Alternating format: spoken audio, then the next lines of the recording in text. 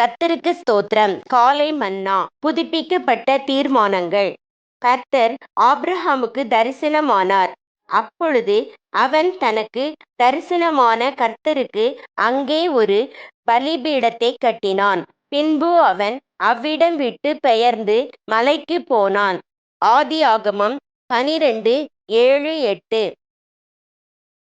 கர்த்தர் தனக்கு எங்கெல்லாம் தரிசனமானாரோ அங்கெல்லாம் ஆபிரகாம் அவருக்கு ஒரு பலிபீடத்தை கட்டினான். தேவனுடைய ஒவ்வொரு சந்திப்பும், தேவனிடத்திலிருந்து நமக்கு கிடைக்கும் ஒவ்வொரு வாக்குத்தத்தமும் நம்மை ஒரு புதிய பிரதிஷ்டைக்கு நேராக வழிநடத்தி ஒரு மலை உச்சியின் அனுபவத்திற்கு நம்மை கொண்டு செல்ல வேண்டும். கர்த்தர் ஆபிரகாமை எங்கெல்லாம் அனுப்பினாரோ அங்கெல்லாம் அவன் அவருக்கு ஒரு பலிபீடத்தை கட்டினான். இது அவர் அவனை எங்கு வைத்தாலும் அவருக்கு ஊழியம் செய்ய அவன் ஆயத்தமாயிருந்தான் என்பதை குறிக்கிறது. பலிபீடமானது அவன் தேவனுக்கு செய்த சேவைக்கு ஒரு சாட்சியாக இருந்தது. நாம் எங்கு சென்றாலும் நாம் கர்த்தருக்காக செய்யும் சேவையின் ஆவிக்குரிய நற்கந்தத்தை பின் வைத்து செல்ல வேண்டும். ஆபிரகாமின் சகோதரனுடைய மகனாகிய லோத்து ஒருபோதும் ஒரு பலிபீடத்தை ஆகிலும் கட்டவில்லை. ஆகவே அவன்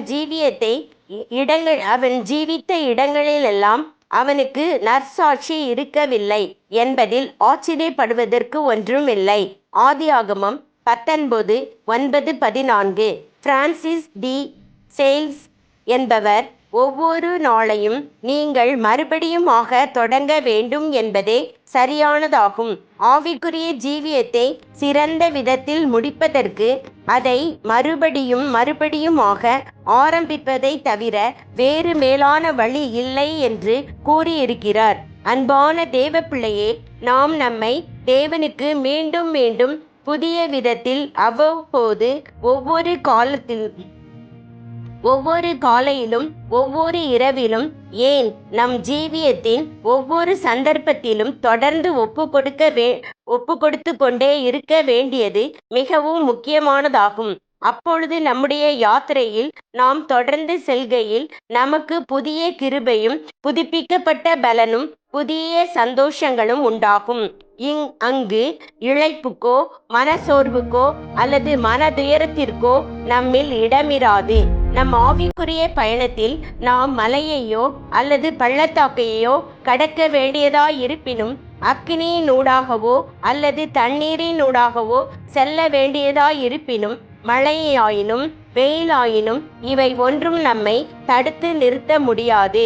அது எப்படிப்பட்ட பாதையாயினும் நாம் நம்முடைய யாத்திரையின் ஒவ்வொரு சிறு பகுதியும் இன்பமாக அனுபவிக்கலாம்.